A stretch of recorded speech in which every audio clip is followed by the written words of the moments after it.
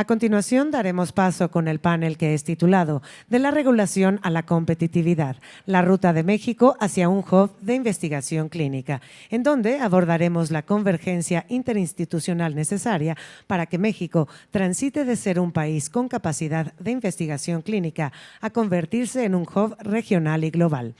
Me gustaría dar la bienvenida a quienes participan en este espacio. Se encuentra con nosotros esta mañana el doctor Arturo de Lucio, director de Planeación para la Transformación Institucional del Instituto Mexicano del Seguro Social.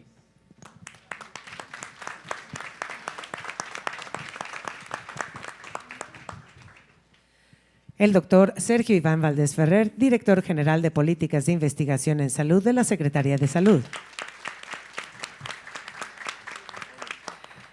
Doctor Javier Dávila Torres, director general de Planeación y Evaluación de la Secretaría de Economía.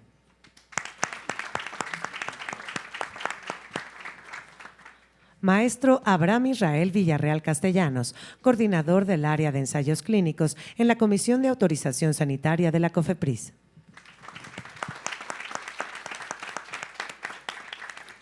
La doctora Virginia Pascual Ramos, médico reumatólogo del Departamento de Inmunología y Reumatología del Instituto Nacional de Ciencias Médicas y Nutrición, Salvador Subirán.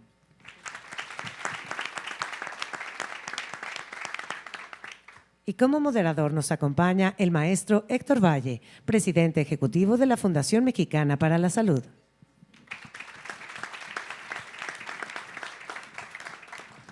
Dando inicio con el panel, cedemos la palabra al maestro Héctor Valle. Muy buenos días a todas y a todos. La verdad es que un gusto para la Fundación Mexicana para la Salud y para mí acompañarlas y acompañarlos el día de hoy. Y tenemos un gran panel para iniciar, así que gracias a todos ustedes y también a la doctora Pascual. Entonces, si les parece, doctora, pues me gustaría arrancar con usted. Básicamente, hablar un poco de cómo vemos hoy en día el tema específicamente de los comités de ética en las instituciones. Sin duda usted representa una de las instituciones que hace la mayor cantidad de investigación en nuestro país y entonces nos encantaría iniciar con usted y que nos cuente cómo ve los comités de ética y si están listos para más y más proyectos como varias de las empresas que están haciendo investigación nos han prometido que va a haber en México. Bueno, muchísimas gracias a todos por su presencia y gracias por la invitación.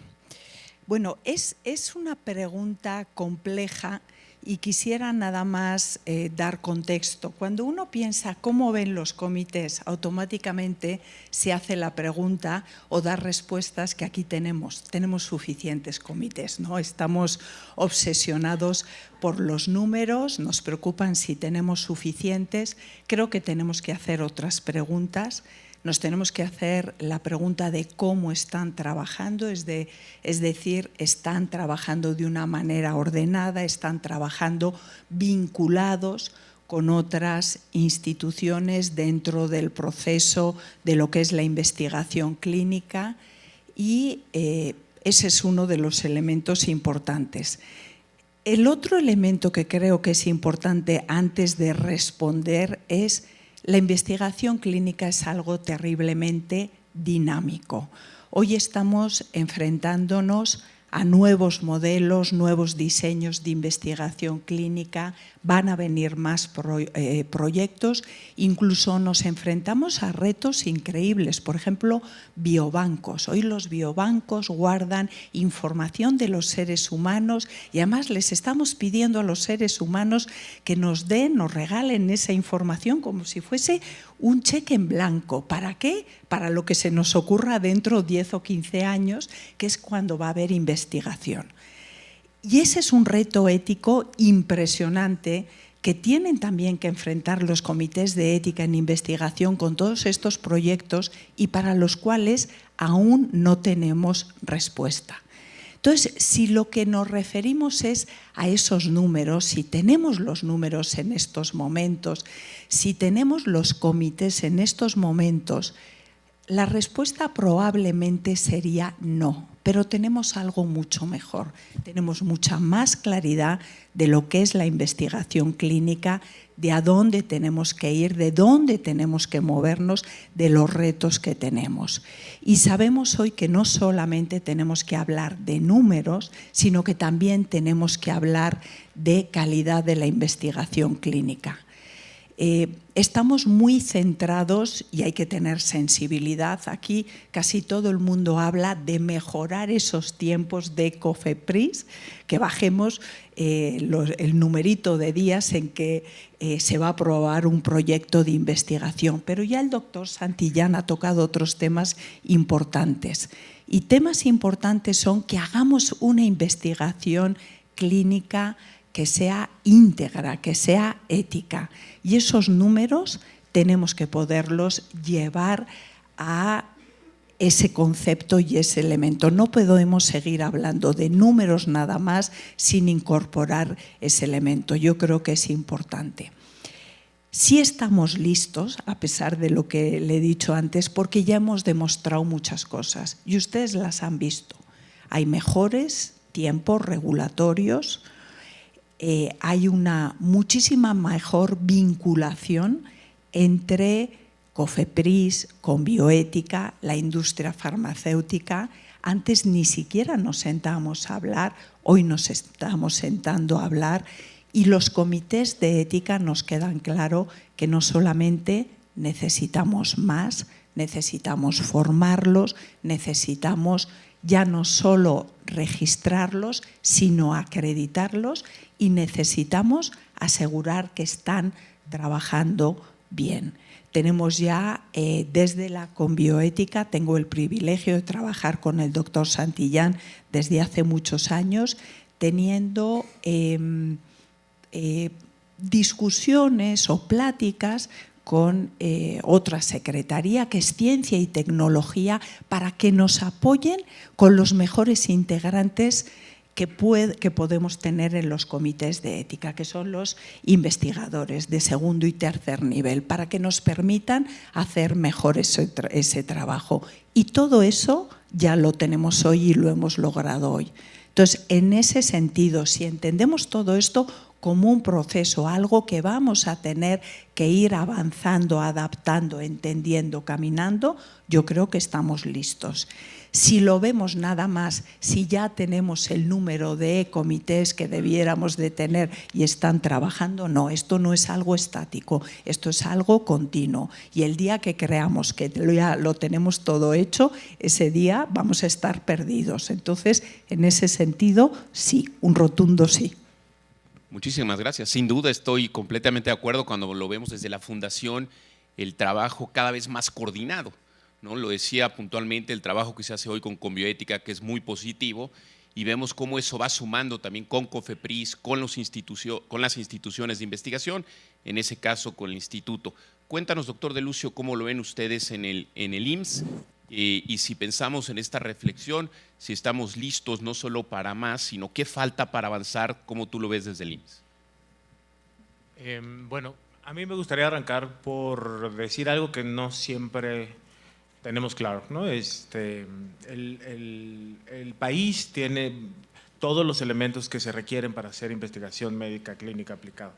Hay pacientes, hay instituciones sólidas, en el caso del IMSS lleva 83 años de que se construyó, hay diversidad epidemiológica, hay infraestructura y hay recursos humanos.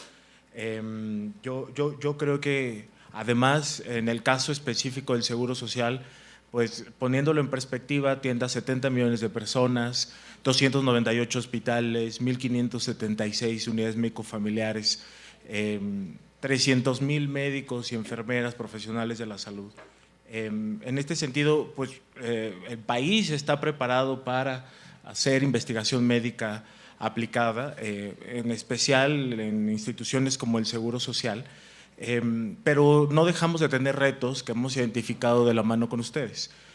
Yo mismo, vengo de ser parte de la industria, tengo claro cuáles son los retos, ¿no? Entonces, desde la Dirección de Planeación, la Unidad de Investigación, el doctor Ferat, la doctora Bonifaz, la doctora Pelayo, hemos construido un grupo de trabajo para atender 5 retos específicos, ¿no? El primero es la coordinación institucional dentro y fuera del Seguro Social. Internamente es cómo podemos construir un proceso transparente, claro, simple para todos ustedes y que podamos todos coordinarnos internamente. Históricamente la relación entre el investigador y la industria era 1 a 1. La industria buscaba al investigador, el investigador veía cómo se las arreglaba para conseguir los recursos que requería para hacer investigación.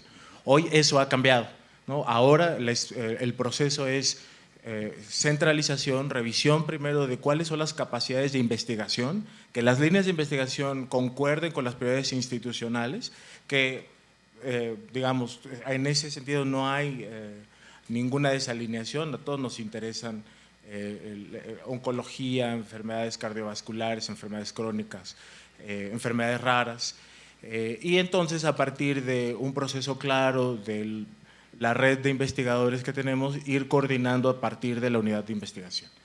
En segundo lugar es la simplificación operativa, ¿no? Ya lo platicábamos. Gracias a que se tenía una relación 1 a 1 con los investigadores, era poco claro el tema de los tiempos, cuándo llegaba la aprobación de nivel central, si se atoraba. De pronto las autoridades centrales no tenían claridad de que había procesos atorados en las aprobaciones internamente y también con externos, ¿no? con COFEPRIS. Y entonces eso ha cambiado porque ya tenemos un proceso claro que hemos construido de la mano con ustedes, estableciendo, las últimas 2 semanas hemos tenido reuniones de trabajo con varias de las empresas farmacéuticas, mapeando cuáles son las principales barreras en el proceso de aprobación de los protocolos de investigación y atendiéndolos junto con ustedes. En tercer lugar está el fortalecimiento de la infraestructura. Hoy tenemos 2 centros de investigación operando, Oncología en Siglo XXI y la Unidad de Medicina Familiar número 20 en la Ciudad de México Norte. Son espacios 100% destinados a la investigación, disponibles para hacer protocolos de investigación, y hay un plan muy ambicioso de ampliación, ¿no? Está Occidente, Morelos,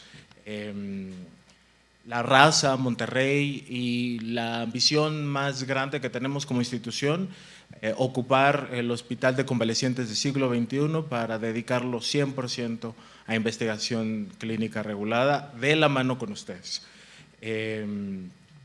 Respecto al cuarto elemento es la formación del talento. Hoy el Seguro Social tiene 718 investigadores que forman parte de esta red de investigación de primer nivel. La mayoría de ellos forma parte del servicio de investigación de carrera. Aún así estamos en un proceso de renovación, de poder alinear y afinar la red de investigadores. Lo primero, y es muy importante, lo hemos hablado, es hacer transparente esta red de investigadores para que sea muy claro para ustedes y que nos acompañen en el proceso de conocer las mejores prácticas a nivel global, poder conocer de primera mano cuáles son las prioridades de ustedes e intereses para ir afinando internamente no solo el proceso, sino la red de investigadores. Y por último, para mí muy importante, es una visión estratégica como país.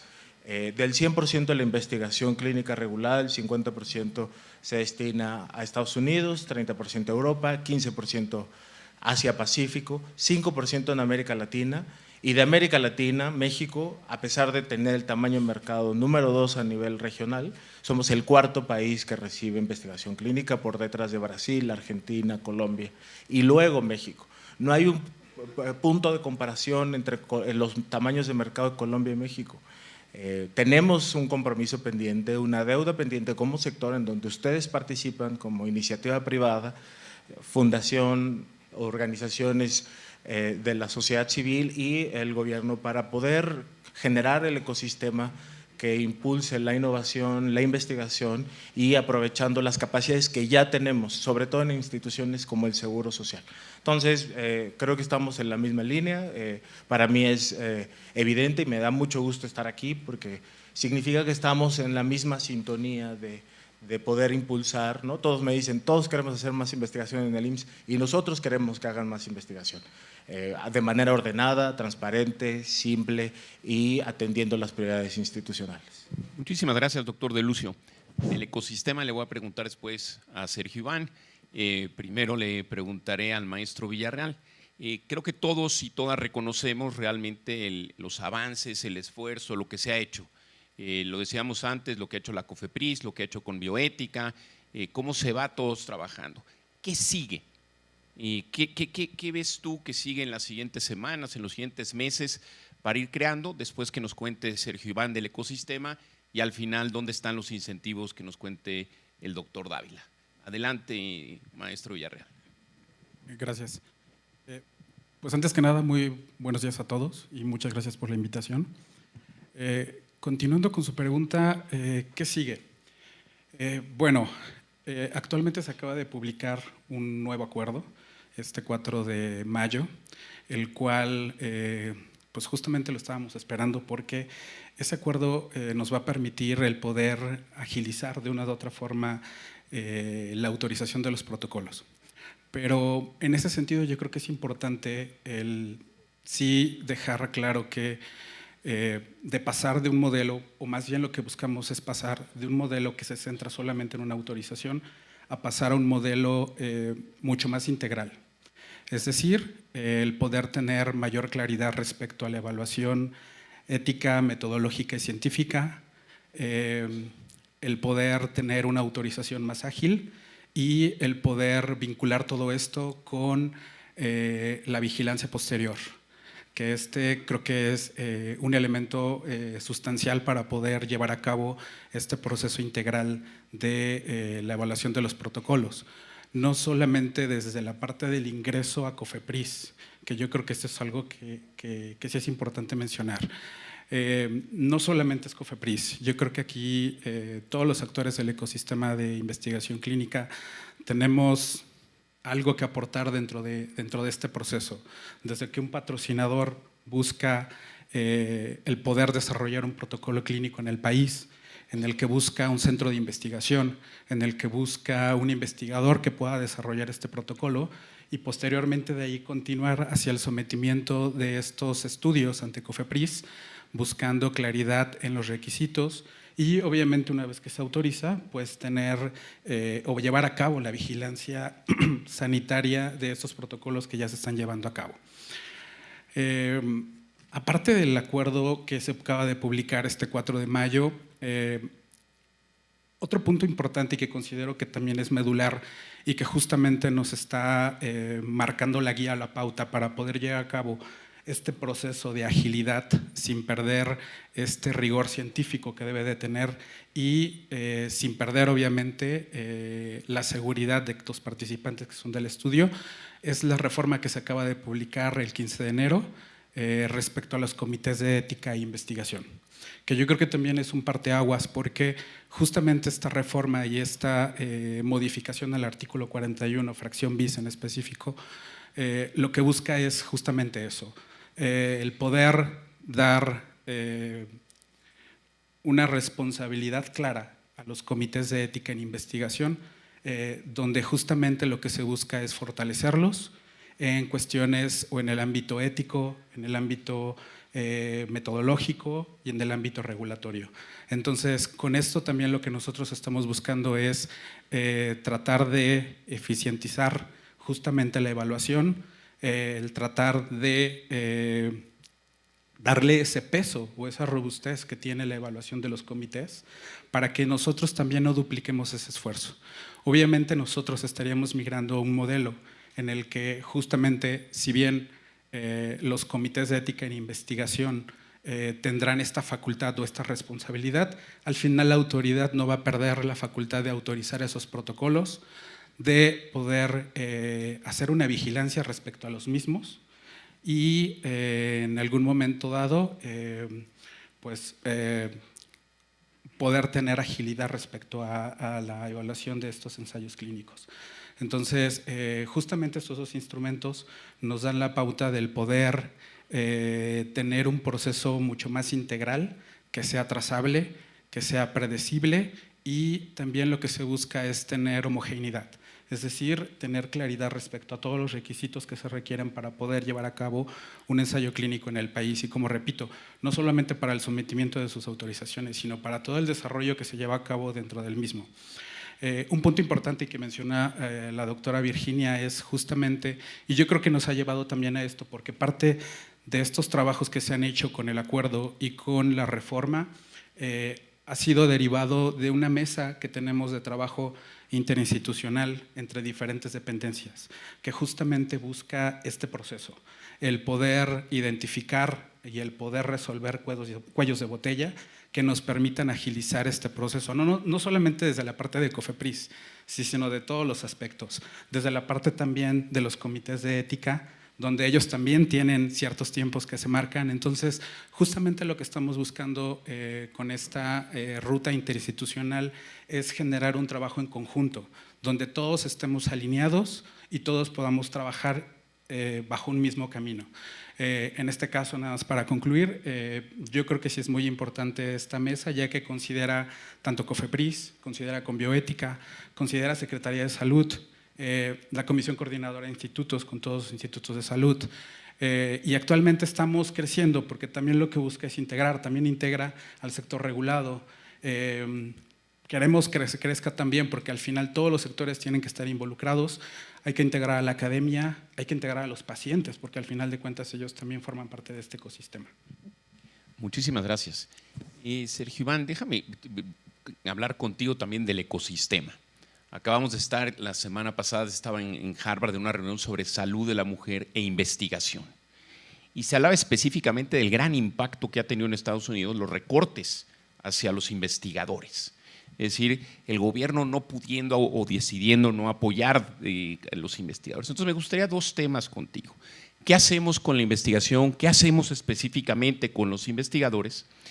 Y segundo, si México en ese ejercicio global debería de pensar en que debe de especializarse en algún tipo o en alguna parte de investigación.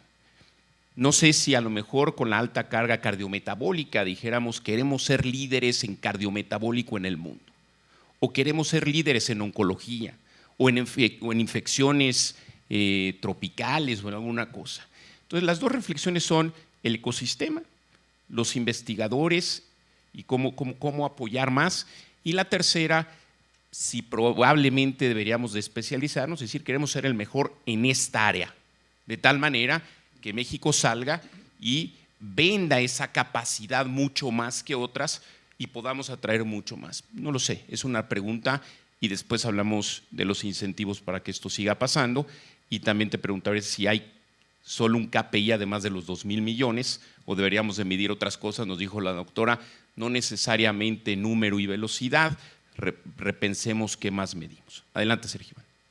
Muchas gracias, Héctor. Muchas gracias por la invitación y quiero empezar genuinamente agradeciendo por este evento que puede ser transformativo, y voy a retomar algunas ideas de las que hemos hablado o de las que se han hablado a lo largo de la mañana. Pero respecto a los investigadores, uno de los problemas que hemos encontrado desde que el secretario nos invitó a formar parte del equipo fue que trabajábamos en silos. El IMSS era el IMSS, el ISSSTE es el ISSSTE, Secretaría de Salud y los institutos nacionales eran los institutos y nadie hablaba entre sí, no había redes como tales y, por ejemplo, no había una discusión franca entre actores distintos como la industria y la secretaría o investigadores, etcétera. Y algo que hemos transformado sin duda gracias al ímpetu del secretario Krecenovich, y debo decir también gracias a los esfuerzos de Luz María Aguilar, que creo que ya se escapó, pero es quien nos reúne semana a semana desde hace varios meses, a COFEPRIS, Conbioética, los institutos nacionales, mi oficina y a todas las personas que de alguna forma tenemos que transformar esto y hacer que los investigadores trabajen más de forma más conjunta. Estos esfuerzos vienen sin duda gracias al empuje del secretario Krecenovich y algo que hemos encontrado es mucha resonancia en todas las instituciones. Antes, si el secretario de Salud y el director del IMSS no se caían bien, las cosas no funcionaban. Y ahora, como nunca, sentimos que hay una relación súper dócil y súper fácil. ¿Y por qué es importante el IMSS? Porque el IMSS no solo provee la salud a la mitad de México, sino también potencialmente puede proveer de investigadoras e investigadores a nivel nacional. Y esto me lleva un poco a conectar la segunda frase, la segunda duda. Yo pienso que México son muchos Méxicos y no veo necesariamente que debamos enfocarnos en 3 o 4 enfermedades, sino que como lo vemos en estas charlas, IMSS, Salud, Conbiótica, Cofepris, SINSAE, es más bien cómo robustecemos las necesidades individuales de una región o de un colectivo. Y voy a decir algo importante también.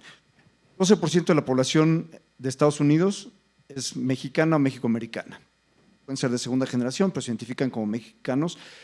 Y a pesar de que somos el 12% o sea, bueno, es una población muy grande, son personas que no participan en estudios clínicos. ¿Por qué? Porque históricamente o le tienen miedo a la AIS o le tienen miedo al sistema de salud, lo que sea.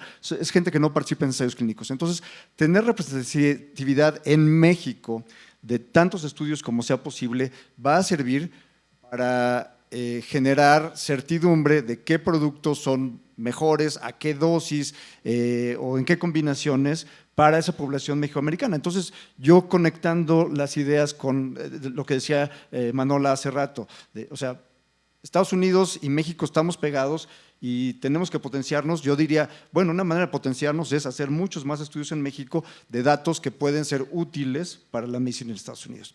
Y esto me lleva a algo, ¿no? Desde la oficina hemos hecho algunos esfuerzos, algunos ya son tangibles, por ejemplo, la PLANEC, la Plataforma Nacional de Ensayos Clínicos, que queremos que sirva como un vínculo para que las personas enfermas o los familiares de una persona enferma sepan dónde encontrar un ensayo clínico.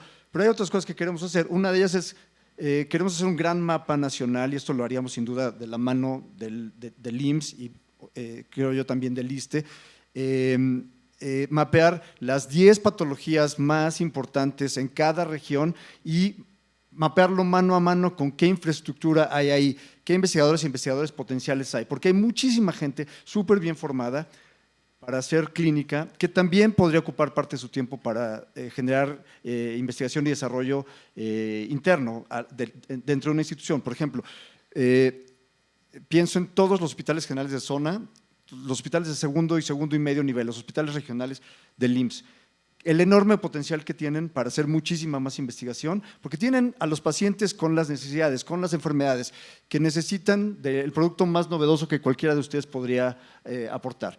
Y si nosotros pudiéramos hacer ese mapa, decir, bueno, este hospital general de zona tiene resonancia, tiene tomógrafo, tiene 2 ultrasonidos y además tiene 14 o 15 gentes brillantes que podrían tomar parte de su tiempo para generar investigación. Eso lo vemos como algo importante y eso lo vamos a hacer de la mano gracias a esta mesa de la que se ha hablado mucho, ¿no? Esta mesa colaborativa.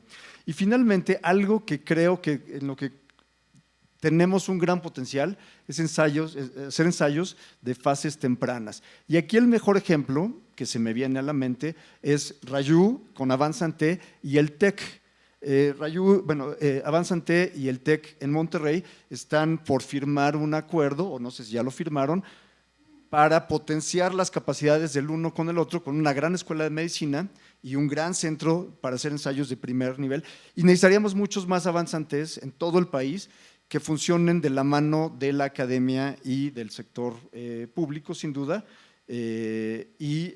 para hacer muchos más ensayos de fase temprana. Creo que ampliar el panorama, o sea, lo que me refería de ampliar el panorama es mapear mejor las capacidades, tanto humanas como tecnológicas, para sacarle provecho a todos esos Méxicos que somos un país de 130 millones de habitantes, hacer más estudios de fase temprana y afortunadamente hoy por hoy platicamos día a día, cara a cara, tenemos una excelente relación. Aquellos silos que éramos, pues ya no lo somos afortunadamente y creo que esa va a ser la tendencia.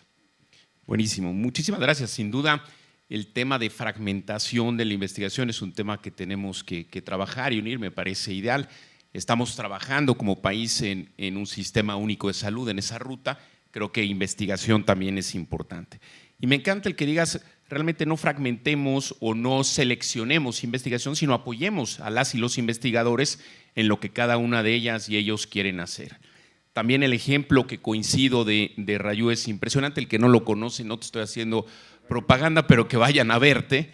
Es un centro impresionante que, así como lo puede hacer, y lo decía Arturo, el sistema privado, el sistema público lo hace también el privado, y me parece que es un gran ejemplo. Y el compromiso de levantar, por supuesto, la investigación de manera conjunta, el detalle de cuántas investigadoras, investigadores, infraestructura, es algo que sabes que cuentas con nosotros y lo hemos venido hablando y trabajando, así que lo haremos. Doctor Dávila, llegó el momento de que nos diga en ese ecosistema cómo la Secretaría de Economía apoya que pase, primero, qué incentivos ven ustedes, tanto tú como el secretario Ebrard. Y por otro, me gustaría también una reflexión sobre si el KPI a medir es solo si llegamos a los 2,000 millones o no, o qué más deberíamos de medir para decir fuimos exitosos haciendo investigación en el país. Muchas gracias, Héctor. Sí, no se escucha con la fuerza que tú hablas, pero… porque te tengo aquí al lado, nada más por eso. Bueno, Erika, muchas gracias por considerarnos y por invitarnos, y felicitaciones por tu encomienda, y te deseo mucha suerte. Y para donde voltee, para el segmento que voltee, conocemos a alguien o somos amigos de alguien. Entonces, yo creo que ¿por qué no nos vamos a tomar un café todos ahorita? Nos reunimos siempre los mismos, y esto obedece a que desde hace muchos años algunos de nosotros somos los mismos y las mismas. A mí me complace muchísimo saludar a tantos amigos y tantas amigas aquí presentes, que tanto de la industria como del gremio directivo y del gremio de la salud. Yo conocí a Héctor cuando era niño. ¿Cuál de los dos? Cuando él era niño. Y estamos en una situación histórica, como decían quienes hablaron en la inauguración, y quiero agradecerle cumplidamente al doctor Tanaka. Yo era niño cuando él estaba en Roché cuando yo ya estaba estudiando. Igual Rafa Gual, íbamos juntos. Y saludar a mi amigo Luis Herrera, a Pato Santillán y a todos ustedes y a todos ustedes. A ver, primero, yo no había conocido, y no considero estar exagerando, a un político tan médico como Marcelo Ebrard. Cuando él era canciller, te consta, con la pandemia del COVID-19, pues su labor fue crucial en pugnar porque se tuvieran los insumos necesarios, con la ayuda de muchos de ustedes, dicho sea de paso. Cuando él era jefe de gobierno de la Ciudad de México igual, y así puedo dar muchos ejemplos. Y lo pongo como un referente porque pues, es el secretario de Economía del actual gobierno.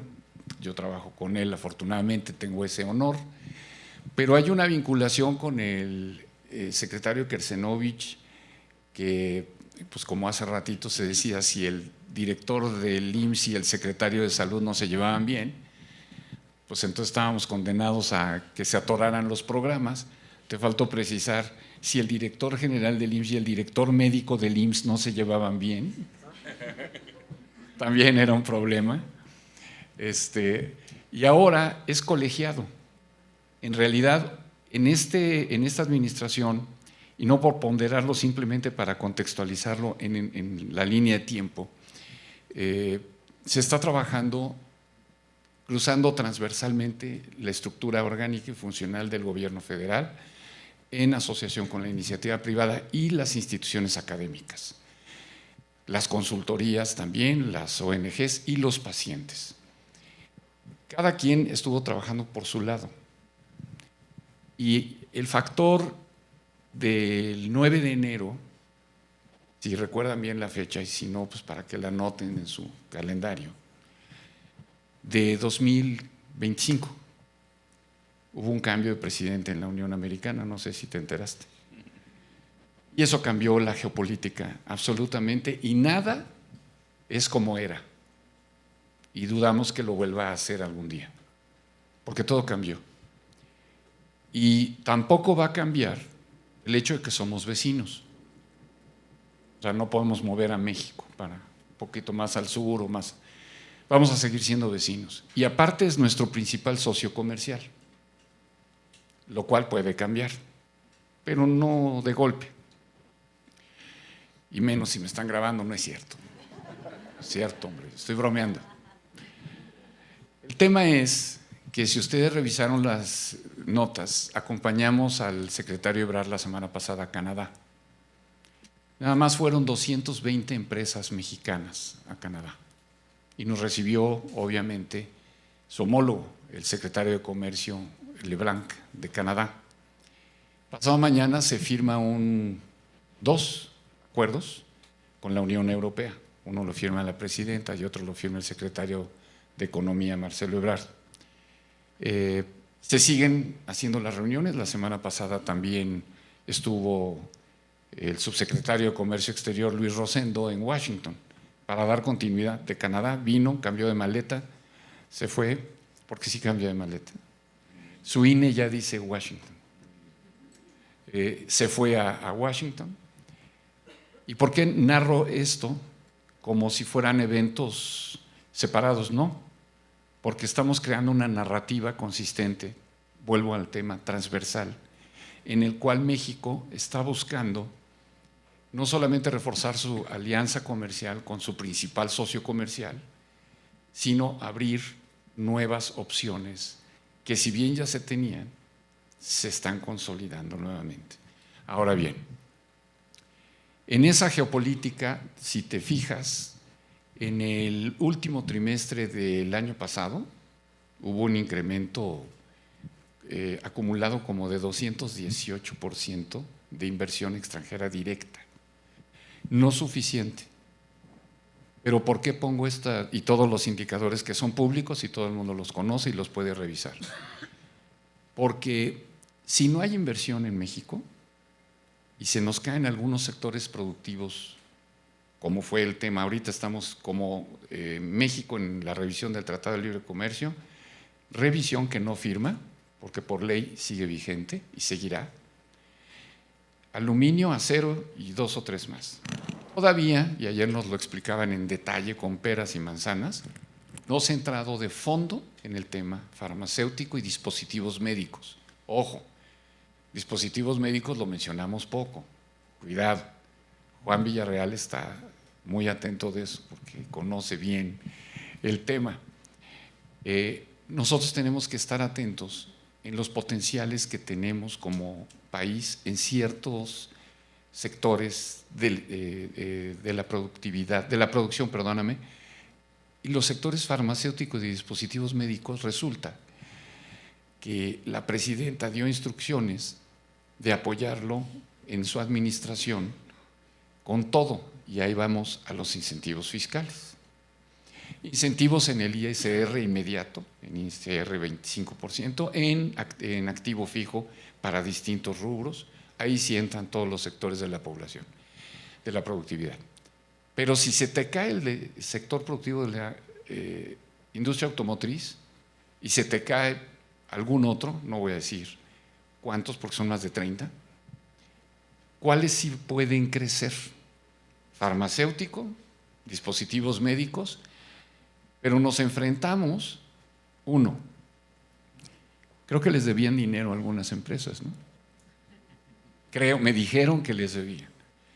Y entonces, ¿qué se empezó a hacer? Lo primero que se hizo fue tener comunicación para ver cómo se podía resolver el tema del rezago que se tenía en esa materia. 2, certidumbre regulatoria.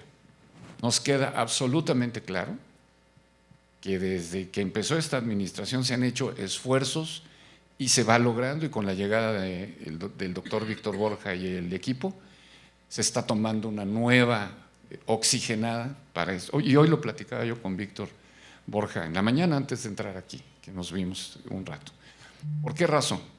Ya todo el mundo dijo, y también Rodrigo hace ratito, bueno, de todo el equipo de Víctor Borja, los grandes esfuerzos que se están haciendo, y nos ha tocado que las empresas, tanto transnacionales como nacionales, decían: no solamente los tiempos, como bien decías hace ratito, los vamos a reducir, sino qué esperamos con ello. ¿Qué esperamos con la comunicación directa que no se tenía, antes de Patricio Santillán? La simplificación que dijo Patricio aquí. 3, que las empresas transnacionales y las nacionales en este momento tenemos conjuntamente, y las cámaras y la academia, que trazar una ruta de compromisos de aquí a que termine esta administración y el legado para lo que venga. ¿Dónde se ve Pfizer, Bristol, Gilead, etcétera? ¿Dónde se ven al término de esta administración con respecto a México? Vamos a tener más ensayos clínicos controlados, vamos a tener mayor agilización de los procedimientos con COFEPRIS, con Patricio Santillán, se van a regularizar las compras, la compra consolidada tiene que funcionar sí o sí, se está trabajando todos los días al respecto. Conclusión, ¿dónde nos vemos para cerrar esta administración? ¿Dónde nos vemos en el legado a mediano plazo? ¿Cómo podemos, con un cronograma oficial, formal, institucional de compromiso, garantizar que gobierno e iniciativa privada y la academia van a trabajar de la mano para llevar este país en 2040 a ser lo que siempre hemos querido que sea? Y eso sí, creo que aún con las diferencias de edades lo vamos a lograr ver tú y yo. Muchísimas gracias, doctor Dávila. La verdad es que destaco como muy positivo ese compromiso de todas y todos, de todo el mundo en la sala, y que realmente el ejercicio es hacerlo transversal. Me gustaría cerrar por un tema de tiempo y que en un minuto la doctora y cada uno de ustedes me diga qué tendríamos que hacer los siguientes meses para seguir avanzando. Todos reconocemos que ha habido avances, estamos todos muy entusiasmados y me gustaría decir, bueno, ¿qué sigue en el inmediato? ¿Okay? De tal manera que lleguemos, como bien lo planteaba el doctor Dávila, creo que el objetivo era el 2030, el hub, entonces de que realmente estemos ahí y de acuerdo con que en el mediano plazo también sigamos viendo crecimiento. Doctora Pascual, ¿podemos iniciar? Sí, muy rápidamente. Yo creo que lo que tenemos que hacer es consolidar lo que hemos hecho y consolidarlo de una manera armónica. Hasta ahora estamos logrando muchas cosas, pero la cantidad de energía, de reuniones, de mesas de trabajo que estamos teniendo es impresionante. Yo creo que esto no es sostenible a largo plazo y tenemos que lograr que todos esos acuerdos escritos sean reales en la práctica y sean de una manera muy sencilla. Y aquí se ha hablado mucho. Para mí, el primer elemento es confianza. Si somos capaces de confiar lo que cada uno de nosotros tenemos que hacer y ese eslaboncito que somos en esa cadena de valor, tener conciencia del nuestro, pero de los que tenemos al lado, yo creo que con eso habremos ganado mucho. Y esos serían los elementos más importantes. Muchísimas gracias. Si les parece en orden, adelante. Okay. Yo considero que para que podamos ser un hub de investigación clínica, tenemos que dejar de pensar que el ecosistema de investigación clínica trabaja por partes.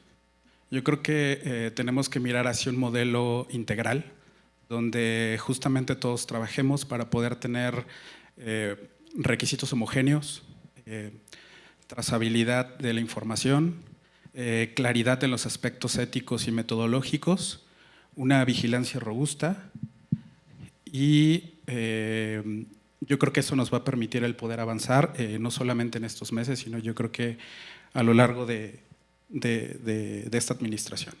Muchísimas gracias. Sergio Iván. Algo muy relevante en lo que estamos trabajando todas y todos quienes hemos hablado esta mañana es en ventanilla única, o sea, que sea one stop shop, que tú llegues, registres como compañía o como inventora o inventor, vamos a poner el doctor Cifuentes, y descubre una nueva molécula que puede curar o tratar mejor, más eficientemente la tuberculosis. Bueno, cómo en vez de dispararlo por aquí y por allá, llega, lo registra en una sola ventanilla y eso se dispara a Cofepris, a Conviética, a mi oficina, y de ahí vemos quién puede también invertir. Entonces esa ventanilla única es algo en lo que ya estamos trabajando. Y esto me lleva a un ejemplo. Ayer estaba dando clases en el TEC, voy a cerrar muy brevemente, a mis alumnos de pregrado, y les hablé estábamos hablando de rotavirus, y les dije, la vacuna de rotavirus esencialmente se hizo en México, le hizo el doctor Guillermo Ruiz Palacios, y el artículo en New England, que fue el mejor artículo de ese año globalmente, fue un artículo esencialmente hecho en México. Tenemos que volver a eso. Yo les decía a mis alumnos de pregrado, tenemos que volver a eso, y yo estoy trabajando todos los días, y les decía, les doy la promesa de que cuando ustedes sean médicas y médicos, México va a estar mucho más fácil para que ustedes hagan mejor investigación. Y creo que la ventanilla única no solo es venderles malas ideas a los alumnos de que hagan investigación, no, excelentes, sino vamos a darles los elementos. Yo creo que la ventanilla única es algo en lo que estamos trabajando y que va a dar frutos muy pronto. Padrísimo, muchísimas gracias. Arturo. Yo creo que lo que nos falta a todos es trabajar, trabajar, trabajar. Esto no se construye solo, a ustedes les toca representar al país con sus equipos globales, decir y compartir con ellos que hay infraestructura, hay instituciones, hay pacientes, hay ambición y hay certidumbre. A nosotros nos toca construir la certidumbre todos los días, tener la puerta abierta, poder comunicarnos, encontrar a los pacientes y poder colaborar juntos. A la MIF le toca organizarnos, generar un ambiente de colaboración, de trabajo. A los investigadores les toca trabajar en proponer nuevos protocolos, en pensar que es posible, ¿no? Más allá de los discursos, ideologías políticas o posturas personales, todos sabemos que es posible, que existe, que ahí está y que hay condiciones para que esto detone, en especial en el seguro social, por la infraestructura, el personal, la historia, la capacidad operativa que tiene. Entonces nos toca a todos trabajar, trabajar, trabajar. Muchísimas gracias, Arturo. Doctor Dávila. A ver, joven. Dígame. Esto es muy sencillo. La Secretaría de Economía, y podrían creerlo o no, porque aquí tengo dos testigos de calidad, el doctor Cifuentes, que está chateando, director del Instituto Nacional de Ciencias Médicas y Nutrición, y la doctora Sonia Mayra Pérez, la jefa de la UDIVI del Instituto Politécnico Nacional, en conjunto con otros colegas y amigos, incluyendo el señor secretario Kersenovich, de donde nació la idea de entrar al tema de Carticel.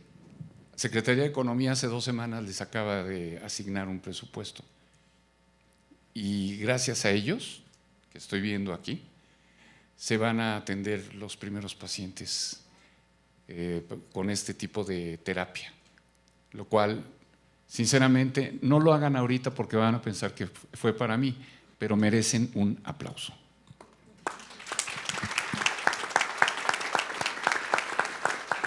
El hecho de haber trabajado durante 3 años de manera tan dedicada para que ya exista la posibilidad de atender pacientes con este tipo de cánceres, pacientes pediátricos, es un gran logro de México. Y este presupuesto lo buscó el secretario Ebrard. Y eso no es un asunto menor, porque ahí se demuestra que sí se puede trabajar ciencia, gobierno, academia y las instituciones. Sí se puede hacer. La Secretaría de Economía va a seguir luchando por trabajar con incentivos fiscales y en las mejores condiciones de las negociaciones con tratados de libre comercio, fortaleciendo la economía interna y apoyando a las empresas, las transnacionales y las nacionales. Tenemos que crecer y tenemos que llegar en algún momento a ser autosuficientes. A eso aspira cualquier país y lo vamos a lograr. Muchísimas gracias, doctor Dávila. Sin duda, este último ejemplo que planteas lo conocemos bien en la Fundación, hemos trabajado con el doctor y es un gran ejemplo de que sí se puede y que no solo estamos viendo hacia atrás en el tiempo, sino realmente volteando hacia el futuro de la salud y lo que sigue. Y eso implica cosas bonitas para la salud de la población, pero también un gran compromiso del director del instituto, del doctor Cifuentes, con la población y también con las y los investigadores. Voy a cerrar diciendo, hablamos de consolidar de manera armónica con base en la confianza, de claridad y vigilancia robusta, que me parece muy importante, de trabajar construyendo certidumbre entre todos y de un tema que me pareció brutal, que dijo Sergio Iván, ese ejercicio de la ventanilla única que realmente daría una ruta muy clara, muy buena para todas y todos los investigadores, las y los pacientes y para México. Y al final es un gusto y quiero felicitar al doctor Tanaka y a Erika por esta iniciativa, una gran reunión. Y al final sigamos trabajando juntos todos, porque México es uno, es tu México, es mi México, es nuestro México y es nuestra responsabilidad sacarlo adelante. Gracias, diviértanse mucho y que haya una excelente mañana.